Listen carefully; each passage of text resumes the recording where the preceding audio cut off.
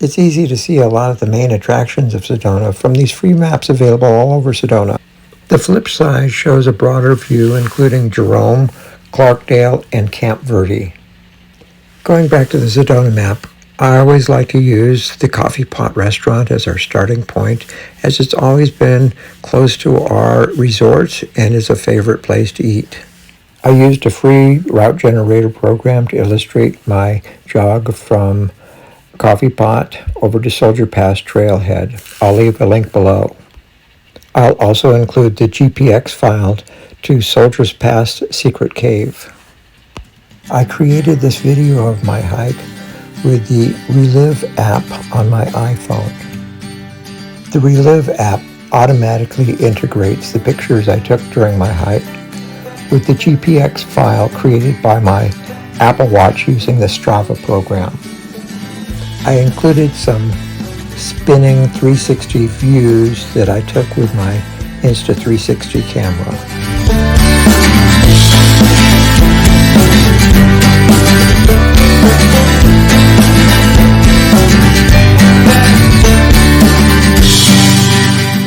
There'll be a spot here where the trail will fork to the right. You'll want to take the right path.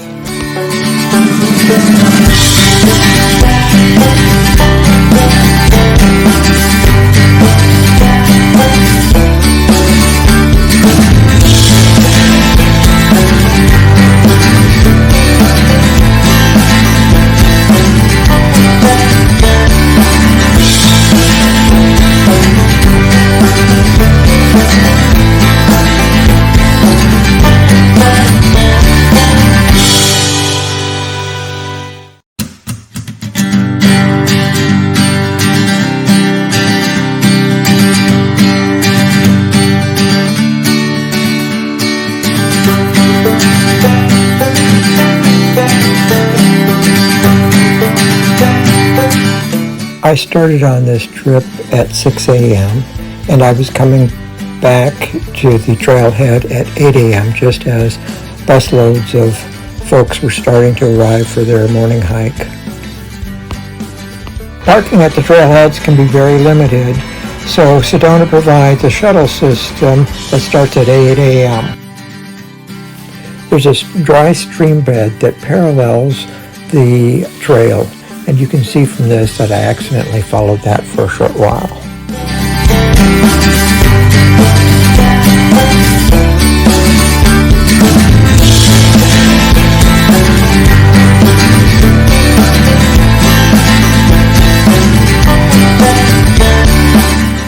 Next, we drove over to Uptown, where my wife always likes to look up a few shops. They have a lot of Southwestern style street art in Uptown Sedona. There are also a lot of great viewing areas for the Red Rocks of Sedona. That includes Snoopy Rock, which I took a picture of. From Uptown, we traveled south through the famous Y, which is where the 89A and the 179 highways merge. We passed Tlaquepaque along the way. Just past Morgan Road, we dropped in to see Sun, Silver, and West Gallery, an eclectic shop. The next day, I headed over to Boyton Canyon Subway Cave, which is a little further out of town, so I drove. You could get to the trailhead by entering Boyton Canyon Trailhead in your GPS program on your phone. The shuttle doesn't take you to this one, so be sure to get here early enough to get a parking space. I created a Relive video of this hike as well. I will also include a GPX file below for this hike.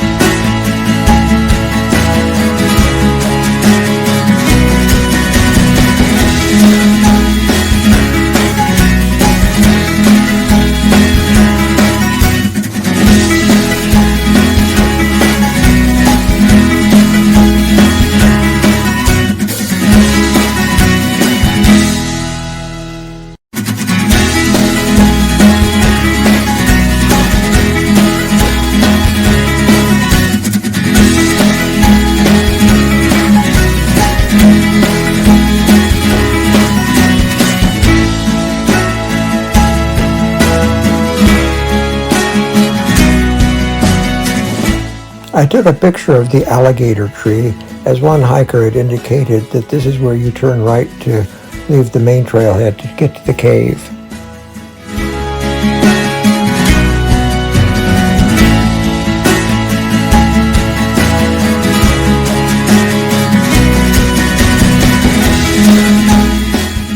I was not the first one up to this cave this morning, and I understand it can get quite crowded later in the day. My photograph didn't show it very well, but there's sort of a smooth rock that is the entrance to the cave, but it's at a pretty steep incline, so you'll have to be careful here.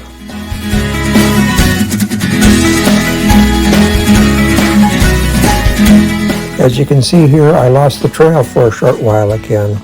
There were other people with me, so apparently it's not that difficult to lose the trail.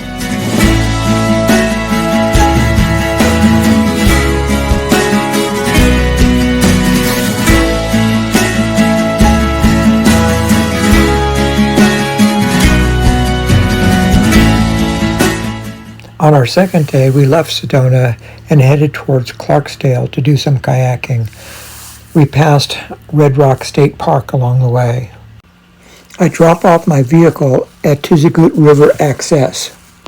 Before I finally park at Tizigoot River Access, I drive up Sycamore Canyon Road to Tapco River Access to drop off the kayaks, and then drive back for parking.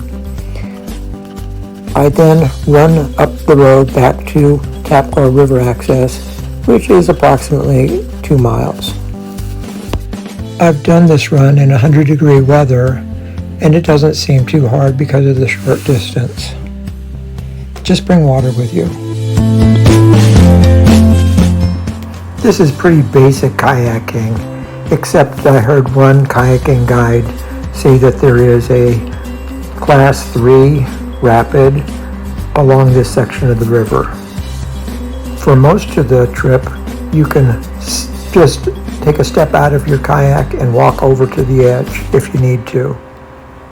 We bring our own kayaks, which looks kind of funny driving through the desert with kayaks on a roof, but they're also available over in Clarksdale for rent if you want, and they will take you on a tour guide if you so need it. At the Upper Tapco River Access area, they have an envelope that you can donate $5 towards keeping this area available for the future. The forest ranger over at the Tizigoot National Monument tells an interesting story of the environmental cleanup this area after the days of copper mining.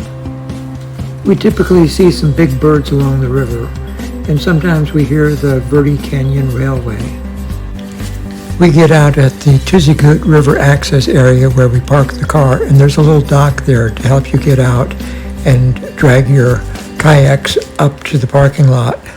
Since kayaking doesn't take all day, there are other cool things to do in this area, including the Copper Mining Museum in historic Clarksdale, the Jerome Copper Mining Ghost Town, and of course Tizigoot National Monument. The next day we headed back through uptown Sedona, but continued up to West Fork Trail along one of the prettiest highways in Arizona. The map does not show this area well, as it goes off the map in the upper right-hand corner. It is about 13 miles from Coffee Pot. We got there about 1/2 hour early, anticipating a waiting line for limited parking, but the ranger actually opened up early this time, which was a nice surprise. I made a video of the West Fork Trail using my Relive app. This is a shaded hike with frequent stream crossings where you can try to keep your feet dry by hopping across stones. We did not do the entire hike, but did enough to enjoy ourselves. It is an in and out trail, and again, I will leave a GPX file of the part we did, but there's more distance to do if you'd like.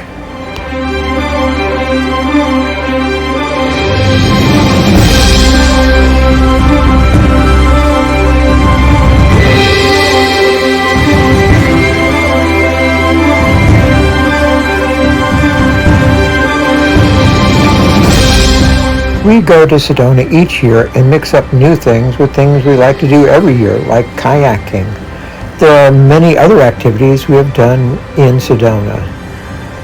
The area is rich with activities, so pick some of these if they interest you and make some of your own memories.